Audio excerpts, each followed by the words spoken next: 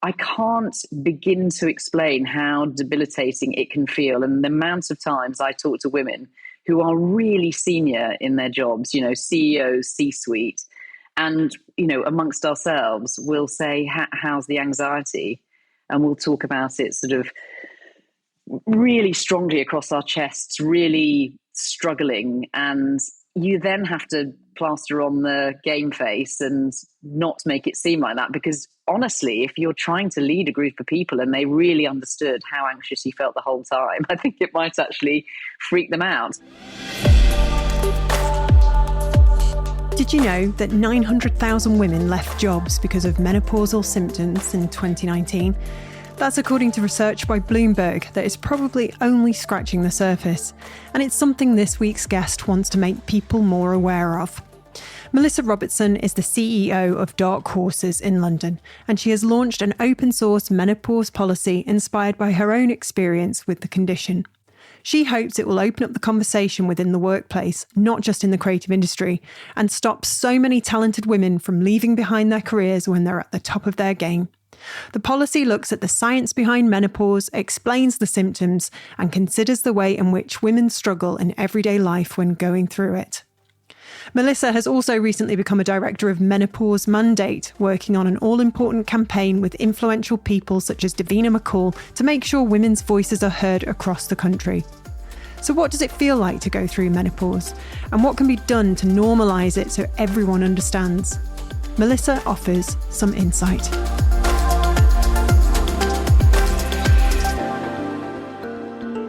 So we're talking about menopause and why you're campaigning for the industry to basically sit up and take notice.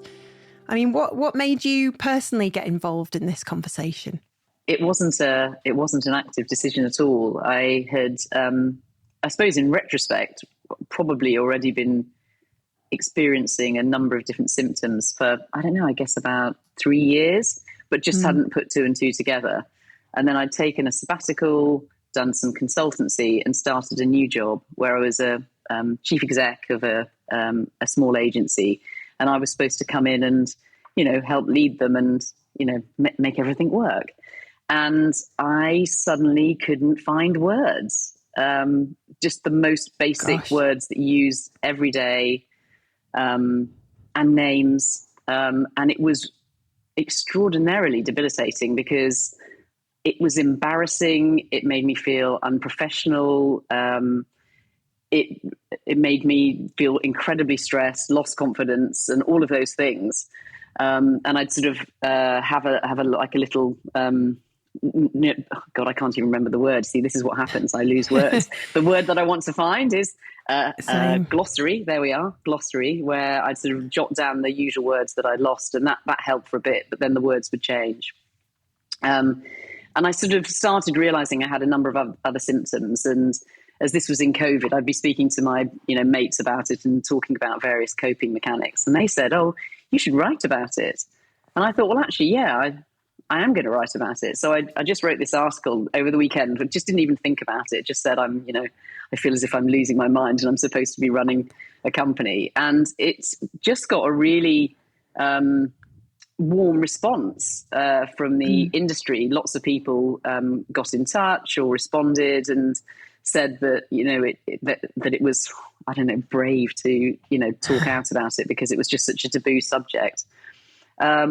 And then quite soon after that, I was asked to comment on an article about menopause policies, and we didn't have one. And I was the only person that was even vaguely near menopausal age.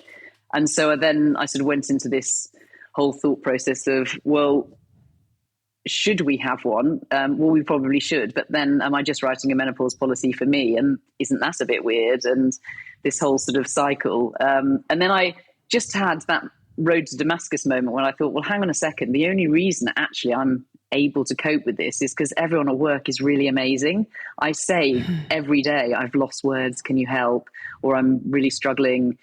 And they'll get me a glass of water or, jump in and say the words that I'm missing and just generally be incredibly relaxed and lovely about it.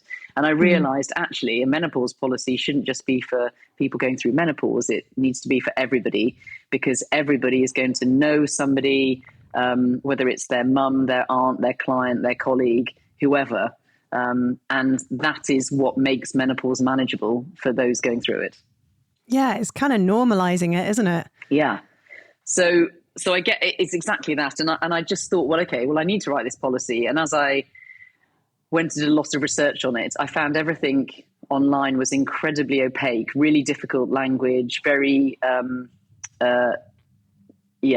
inaccessible. Scientific, really incomprehensible. But actually, I wanted to understand the biology.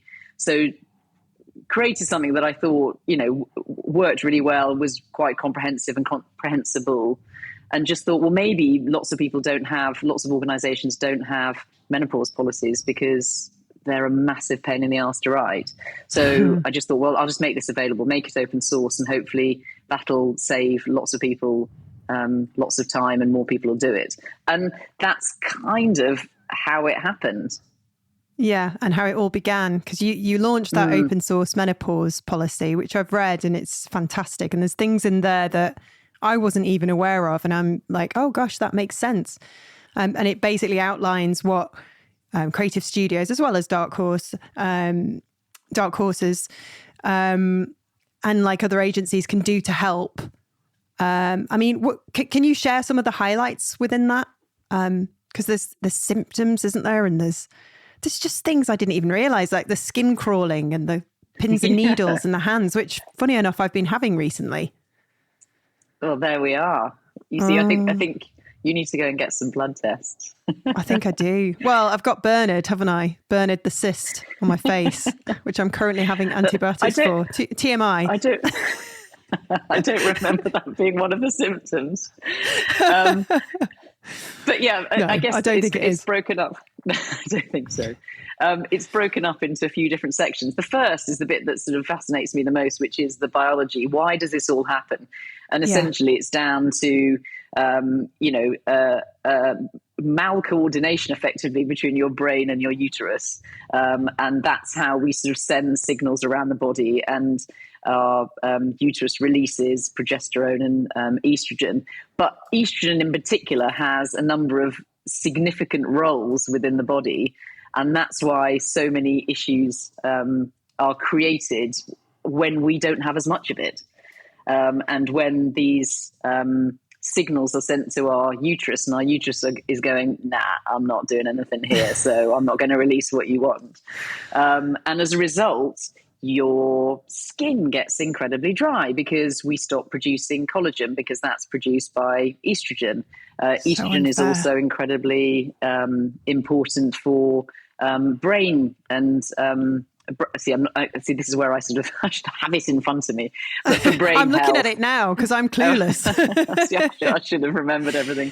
But for brain health, for confidence, for it's actually also for your heart. There are lots of heart-related issues associated with menopause. And in fact, with World Menopause Day on the 18th of October, this year's theme is cardiovascular health, because there are lots of issues that occur during menopause, but also even the way women experience a heart attack is not really publicized, because it's all based on how men experience heart attacks. So women often think they might be going through menopausal symptoms when actually they might be going through heart-related symptoms.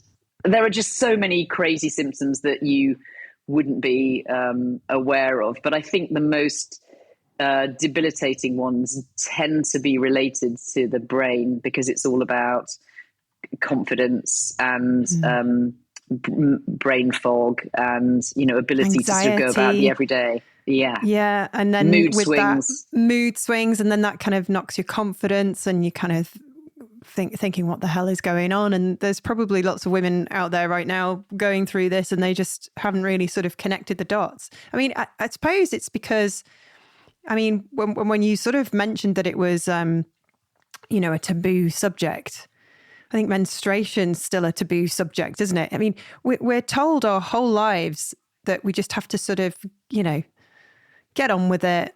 Don't focus on that. And then we're worried personally that if we bring it up or seem like we're complaining, we're going to somehow impact our own careers, our ability to get ahead, climb the ladder.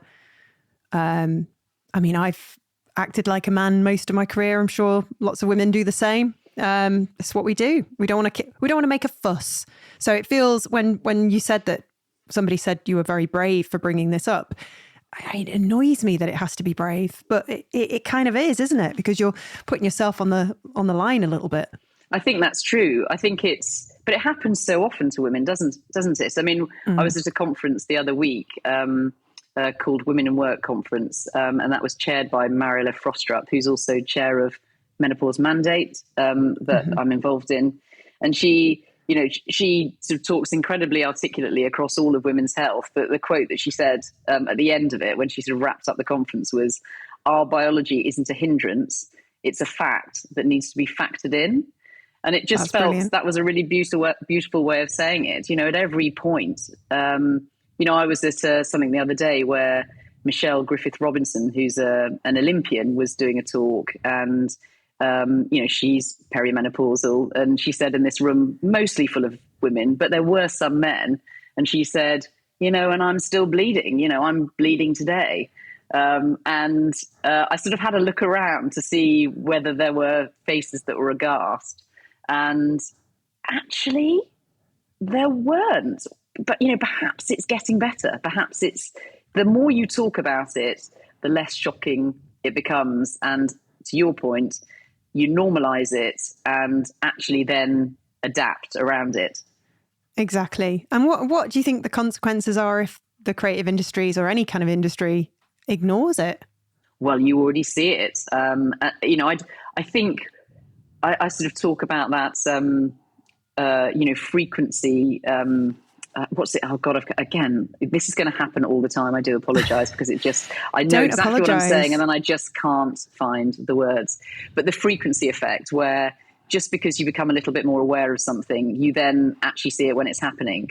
And I think there is a degree of frequency effect for sure. Menopause is being talked about, but for people not engaging, it doesn't really exist. And I think there are still loads of people that don't realise they're going through it. Loads of senior management that don't really know how to deal with it. And I can't begin to explain how debilitating it can feel. And the amount of times I talk to women who are really senior in their jobs, CEOs, C-suite, and, amongst ourselves, we'll say, how's the anxiety? And we'll talk about it sort of really strongly across our chests, really struggling, and you then have to plaster on the game face and not make it seem like that, because honestly, if you're trying to lead a group of people and they really understood how anxious you felt the whole time, I think it might actually freak them out. But 1 in 10 women go, enough, I can't do it, and they leave. So we've got this stream of women leaving, and they're at a stage where they've got amazing knowledge, experience. We've got all these statistics that prove that organizations that have parity at board level are better organizations to not only work in, they're also more commercially successful organizations. And if we've got this stream of women that continue to leave, it's going to exacerbate everything, including the pay gap. Exactly. With so much experience, it's just a shame that's happening, and it probably is happening more than we realize. So you meant, we are becoming more aware of it. We've got Davina McCall to thank a lot for that, haven't we, in recent years? Although she's been the subject of quite a lot of sexism about it. Oh, why are you bringing this up? I saw her getting how dare she? How dare she? Yeah. Because it's like one of those things, isn't it?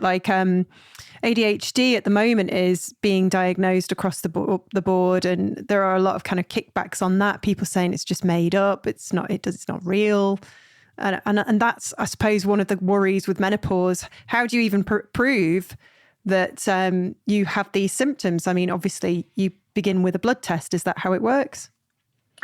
I mean, I think normally not everyone has a blood test. If you can tick enough boxes, there are plenty of online places where you can just go in and tick sort of a series of symptoms, and then it's sort of pretty clear that you're probably going through menopause or perimenopause. But yes, you can take blood tests and you can get your hormone levels measured, and that's sort of an indication of where you're at in the journey. But yeah, you can prove that you're lacking in estrogen and progesterone. It's difficult to prove that as a result you're. Who are we trying to prove? You know, well, exactly. This is what I mean. It's insane. We shouldn't that, have you know, to. We shouldn't. No, just because you can't see it doesn't mean it's not there. And so, I suppose I find it. I think. I mean, I'll ask you. What did you find personally the most surprising? Aspect of when you're confronting this new chapter of your life? What surprised you the most? Because we're all a bit in the dark about it, really. Oh, that's a really good question. I think there's the standard things that you've heard about menopause, and that's sort of being a little bit forgetful, having a bit of a fog, and, perhaps having the odd flush. But that it doesn't even scratch the surface. I mean, my hot flushes, when they happen, they're gargantuan. They are sort of, I open all the doors in the house, strip off virtually as many clothes as I can, and the kids are sitting on the sofa with, jumpers and blankets on, going, "Can we close the doors yet?" And it will go on for 3 hours, and I'll just say, "I'm really sorry, God. guys. I haven't cooled down yet. Please, can you just put more layers on?" And it's, that when you hear about a hot flush, you just have imagined a little bit of, oh, I've got a bit red in the face and it'll calm down, but not 3 hours of intensive heat. It's, that is genuinely surprising. I think for me, the anxiety is really surprising because I've definitely got stressed at work in my life, but I'm experiencing sort of, it's quite overwhelming at times. You just feel, I'm not sure I can do it. And there are only a handful of people you can say that to. I'll say it. I'll go on a dog walk with my husband and I'll go, "I'm really struggling. I just don't know how much of this I can take. I don't know how I can do it." And then the next day you'll actually feel a bit better, which you have to remind yourself when you have the bad days. But it's not something I've ever really experienced throughout my life. And it really throws you. But I guess I've got a bit used to it, and I'll always say, "I'm really sorry, it's menopause," and I just can't find the words, and I'll either yabber on about something until it comes to me, or I'll sort of, play a hilarious game of articulate until you guess the word I'm trying to find. It's so out of our comfort zones, isn't it? Because we're used to being strong, and as a mother, I suppose you're very much used to being, strong for other people, and so when you're sort of admitting to your husband that you're struggling, that's new territory, isn't it? I suppose it is. And I guess the other thing that sort of goes through your mind is that, well, for me, I've also, and maybe it's just really visceral dreaming, but there are things that I genuinely believe have happened that it turns out haven't. Wow. Really? This is new to me. Yeah, well, I've got one particular story, and it's sort of used as a stick to beat me with. To be fair, in a slight comedy way at home. But my husband's an artist, and he had sold a piece of work to somebody that lived near work, and I said, "Oh, I'll drop it off to her." And so I dropped it off to her, and she paid in cash, and she'd got this, roll of banknotes, literally tied with elastic band. And I made the joke with her about, "Oh, it's like doing a drug deal, la la la." Anyway, get home, get back. And he goes, "Oh, have you got the money from Susanna?" And I said, "Oh yeah, here it is." Hand over the roll, repeat joke about drug deal. Bob's your uncle, go to bed. And the next day he said to me, "Oh, so have you got the money from Susanna?" And I went, "I gave it to you." And he said, "Oh gosh, no, you didn't." And I said, I definitely did. And he said, where were we standing when we had this conversation? And I took him to this room where we were standing and said, "We were standing here. I said, it's in a rollie. It feels as if we're doing a drug deal. I handed it to you. You chuckled. And that's it." And he sort of went, "Oh, right. Well, you didn't." And I said, "Well, I definitely did." And then we were a little bit huffy with each other. And then in the middle of the night, I suddenly woke up and thought, oh my God, I remember it being in my coat pocket, and I was cycling home. And actually, I put it in my bike bag in case I knocked it out as I was cycling. I went downstairs and it was in my bike bag, and it hadn't happened. Oh my God. So your brain is making up things that just didn't actually play out. So Incredible. now if I say I definitely did this or this definitely happened, they say, was I chuckling at the time? Oh my gosh. You're going to have to get one of those spinning things, like the movie with Leonardo DiCaprio.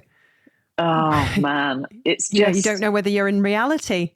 So you question yourself all the time. Well, that no wonder so many women are suffering if that is the case, because, the night sweats, the hot flushes, the mood swings, the anxiety, we know about all that. We know all about that. But then other symptoms like what you say, insomnia as well is a big thing, and joint and muscle pain. I mean, I say to my husband all the time now, God, is this what it's like? We get to our mid-40s and I get out of a seat and I have to hold on to something, and I'm making all sorts of, Yeah, I was going to ask about that. I've got, at the moment, let me list my injuries at the moment, Melissa, so you can have a chuckle. At the moment, I have, I think, a pulled piriformis, which is pressing on my nerves, so I'm getting pain down the left leg. On my right side, I've got a tight SI joint, so I'm kind of in severe hip pain going down that way. I've got problems with my neck. I've hurt my back somewhere in the middle, and I think my knees are starting to creak a lot. So I'm just kind of walking around like a kind of, Halloween costumed weirdo. And it's that's bad, isn't it? I know. And when I go to my doctors now, I have a list and I sort of blurt everything out in panic, because I keep putting off going to the doctors because I do that woman thing where I'm like, I'm fine. It'll be fine. It'll be fine. There's plenty more people that need things doing than me. I don't want to waste their time. And then when I go in, I'm like, right, I've got a sore butt. I've got 10 minutes. I've got a growth on my face, which I've named Bernard. I mean, they all probably think I'm nuts. Can you do something about my hip? And then they send me away. I always get a laugh out of them. But has any of them said we should maybe take a blood test? I mean, actually, no. I've heard... Well, that's the thing. And I've heard stories where, in fact, again, at this talk the other day, which Michelle was at, there was somebody who asked a question, or rather more made a statement of the fact that she was 44. She was having symptoms that quite evidently were menopausal. Mm-hmm. And the GP said, no, our guidelines are only from 45 plus. And you're just a bit like, well, it definitely exists for some people before then, but 41% of medical schools don't even cover menopause. So it's no surprise that GPs don't know anything about it. Yeah, that is the other issue, isn't it? It needs to sort of start from there, really, and just be sort of more kind of open to the idea that some of these symptoms we're having, like numbness or pins and needles in the hands. I stupidly went private because I thought I'd really sort of damaged an elbow, because I'd knocked it coming down the stairs. So I went private because I thought, I'm not going to go through my GP. And then they did these nerve tests on me, and I kind of had some consultation, and they were absolutely fantastic. And they said, no, you're fine. So I'm like, well, why am I getting these bloody pins and needles in my hands? It's really frustrating. So yeah, I think I will go back to my GP and just say, because I've had blood tests recently, but I don't know if you need a specific blood test to test for your hormone levels. I think that's what they do. They need to know what they're specifically looking for. But I mean, I'm obviously not a medical professional, but you mentioned enough things. This isn't a personal consultation or anything. No, I didn't mean that. But you have, from what I know and from the research I've done, you have now mentioned at least 5 or 6 different symptoms that are the more unusual ones. How about itchiness? Are you sort of a little bit itchy in sort of certain places? Now, that's a classic one. See a middle-aged woman itching. No, that's your collagen. I'm not itchy. Been sleeping really well. Haven't been getting any hot flushes. Honestly, Melissa, I'm too young for all this. I'm too young. Where did it all go? Where did my life go? I don't want to be talking about the menopause. But no, I mean, it's a serious thing. And yes, you might well be right. These are things that are happening to me. These are natural things that are happening to my body. But I just never would have put them to the menopause at all. No. Unless it was for dear Davina, bringing it to light. I think the world would be a better place if, everyone in their 20s went home and watched Davina's documentaries with their mums. Yes. So you're actually a director of the menopause mandate now. That's been a recent thing. Congratulations. And Davina McCall's at part of that, and there's other famous faces. And you are behind a campaign there too. It's like an ongoing push on last year's It's Beyond a Joke. Is the message of that getting through? I mean, what's been the feedback? Well, I think you've sort of mentioned in, one of the earlier points that, Davina got a bit of grief. I mean, there is a stream of press out there that sort of, give it this whole, celebrities anti-woman, just whinging about themselves, which is so frustrating. But actually, menopause mandate's been set up by a group of women who just want to try and affect change in any way we can, because we know menopause is really ill-served in this country. And we also sort of talk about broader women's health, but, specifically menopause. And we're really lucky to have a number of, well-known women in the public eye who are prepared to put their name to it and support us and be officially patrons. We've got a bunch of doctors and medics and specialists who do the same, and then a whole tranche of supporters. And we're a not-for-profit group that effectively lobby the government to try and implement the change that needs to happen. And we've got Carolyn Harris, who's the Labour MP, who's been chairing the Committee on Menopause and trying to get things through Parliament. Unfortunately, some of it's working, but most of it isn't. Right. And you just need to keep on pushing. So there's one thing that did thankfully happen, and that's the cost of HRT. So something like 2 years ago, it was agreed in Parliament that the cost of HRT would come down. So you have to pay for two different things, estrogen and progesterone, and that was, about £19 a month, which, when we're in a cost of living crisis, people are having to choose between heating and eating. And, women of this age are in that sort of sandwich generation where they've got often, parents they need to care for and teenagers. It's huge pressure, and they're kind of sometimes having to choose not to take the medication that's going to make them feel better because they can't afford it. So what had passed in Parliament was that it would become a single prescription charge. So it would just cost under £20 for the whole year.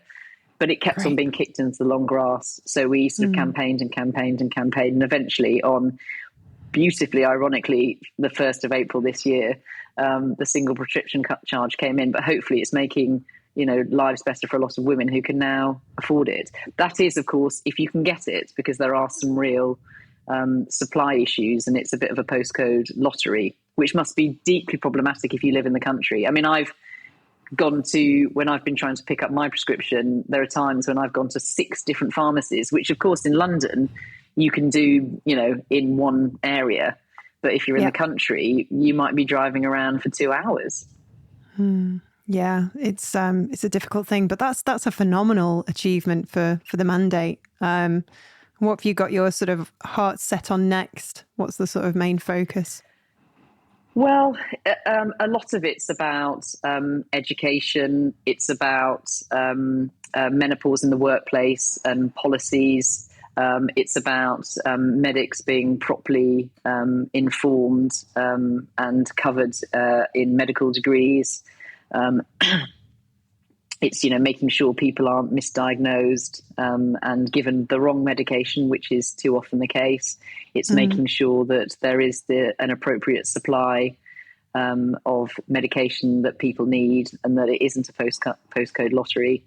And actually sort of expanding it into areas that aren't even covered. So, for example, one of the hormones that also reduces during menopause is testosterone, and women do need it, But at the moment, to even begin to even have a discussion around testosterone, you have to see a menopause specialist, and it's currently a 9-month at least waiting list to see that specialist, and only they can prescribe testosterone. And then when you do get testosterone, because it happened to me, I waited the 9 months. I saw somebody, or rather was called by somebody, got prescribed testosterone, which my doctor now won't sort of continue the prescription. I have to organise another appointment, which is taking months. But anyway, I've got the testosterone, and you read the instructions like a sort of diligent schoolgirl that I am, and it's all about men.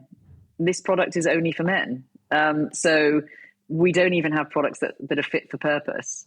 Wow. There's still the issue around, HRT and breast cancer, and a lot of sort of misunderstanding and misinformation about that. And as we always say, this isn't just about HRT. All we know is that for many women, HRT makes a significant difference and can actually improve your health in future life, particularly with things like osteoporosis, but also ward off some cancers. Now, clearly, when there's a BRCA gene involved, that's really complicated, and everybody should definitely take medical advice. But at the moment, there's just too much misinformation, and lots of women are suffering as a result of it. Yeah, it's tragic, and it's confusing, and this, it's just so much flying around. It's frustrating. And then I read in the papers the other day that we now have a male menopause too. I mean, I didn't realise. I don't know if you read, Mariella did a article in the Times yesterday, and it's fair to say she was unhappy about this because, anybody who's written a menopause book or done a menopause documentary or whatever it might be has actually made a big effort to understand more about male menopause, supposed menopause, should I say. There are some declining hormones that happen, but it doesn't have the same devastating effect as losing estrogen and, to some extent, progesterone and testosterone. And also, you can go to the doctor and be prescribed testosterone the next day. You can go and get all kinds of little blue pills, no problem.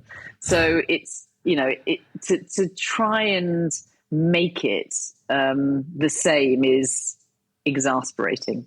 Yes, it is, and nobody's denying that the male menopause exists. It's just kind of ironic that we're still struggling to get the support and the information and the medicine that we need to just be able to get out of bed in the morning and go and live a functional life.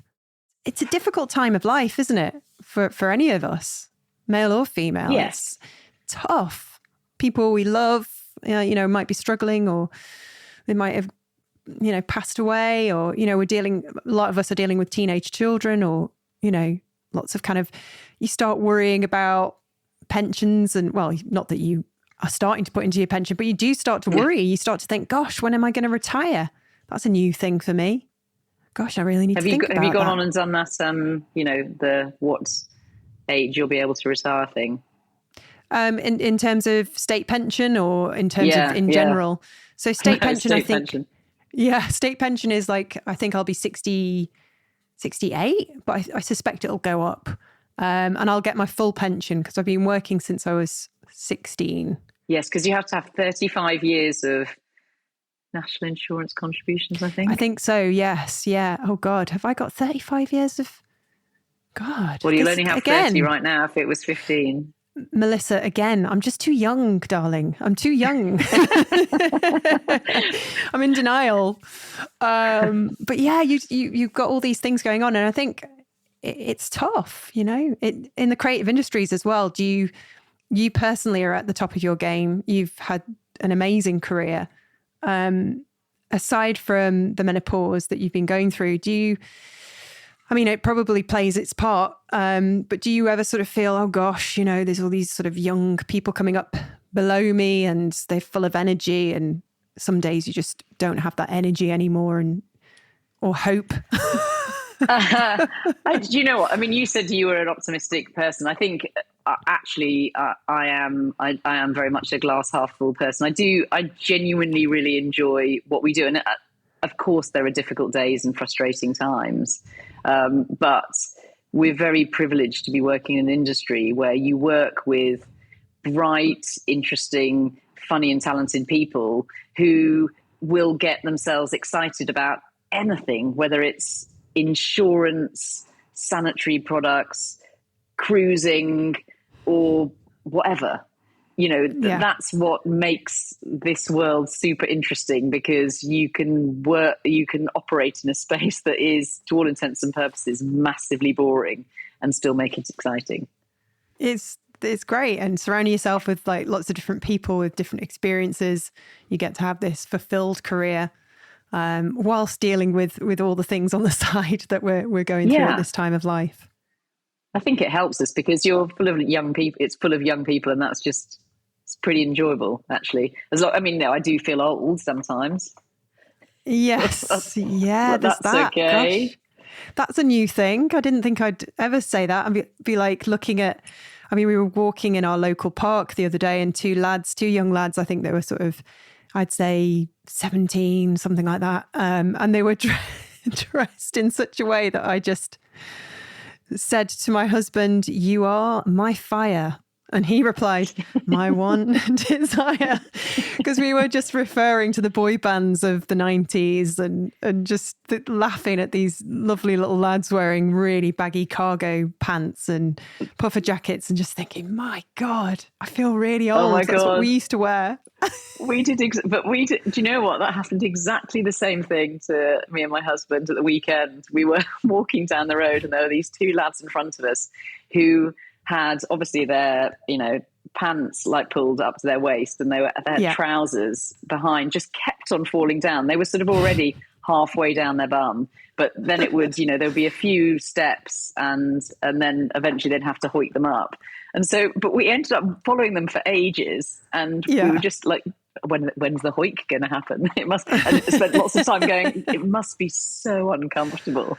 And then we did eventually look at ourselves and go, God, we're old. We don't get it. Yeah, it just inevitably happens. We used to be so young and cool, and then you realise actually I was never cool. No, I was never cool.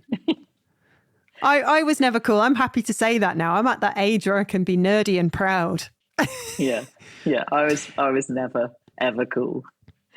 Well, go on. What were you dressed as when you were sort of 15? What was on your kind of like Walkman? Because I was looking at this.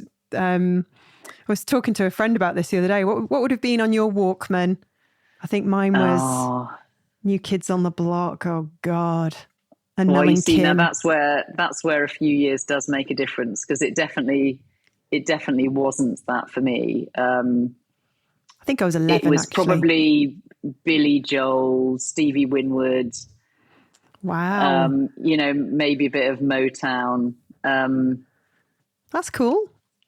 Well, but I don't think it was. I don't think it was at the time. But I was just wearing, wearing the equivalent of what I wear now, just dressing like a boy, really, just like jeans and a jumper. Trying to fit in.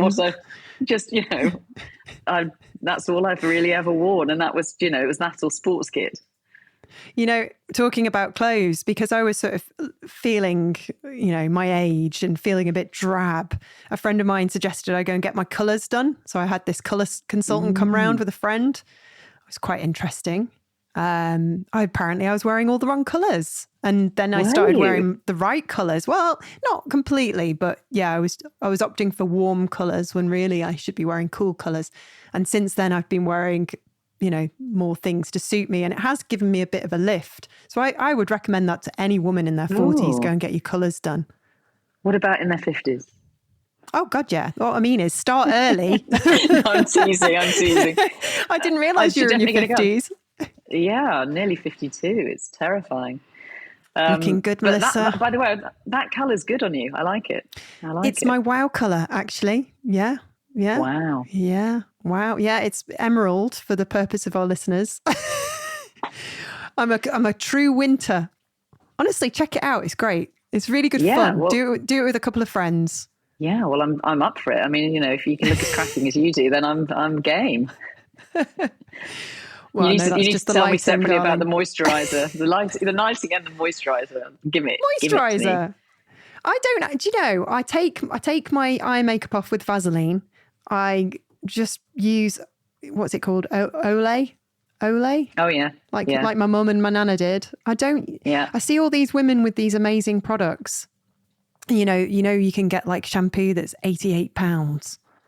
Oh yeah, no, none of that. Now and again, I'm like, oh, will that make my really dry barnet better? Can I sort of roll back time? And that's what they do so cleverly. Pantene and Olay, they do the trick. And a bit of Radox shower gel. Yeah, me too. But it's your fault. It's your industry. You make us think that these beautiful products can make a difference. And yeah, we encourage you to buy things you didn't realize you wanted. Well, thank you so much, Melissa. I've really enjoyed this chat. It's been really helpful, and I'm sure it's been helpful to lots of our listeners too. So thanks for joining us. And I hope you get sorted and get that medication you need and carry on, helping to change the industry, making us all better. Thanks very much. It's been a real pleasure. Thank you to Melissa Robertson for joining us this week. To learn more about anything we've covered, visit our show notes at creativeboom.com/podcast. Next time, we'll chat with Kirsty Minns, Executive Creative Director of Mother Design in London. Her work stretches from building award-winning experiences for Google Pixel and Selfridges, rebranding large, complex components of the BBC and Facebook, to working on briefs for the likes of Hunter, Bailey's, Jameson's and Nike. If you haven't already, please subscribe via any of the usual channels, and every Monday you'll get conversations with creatives that will help you build a booming creative career. See you next time.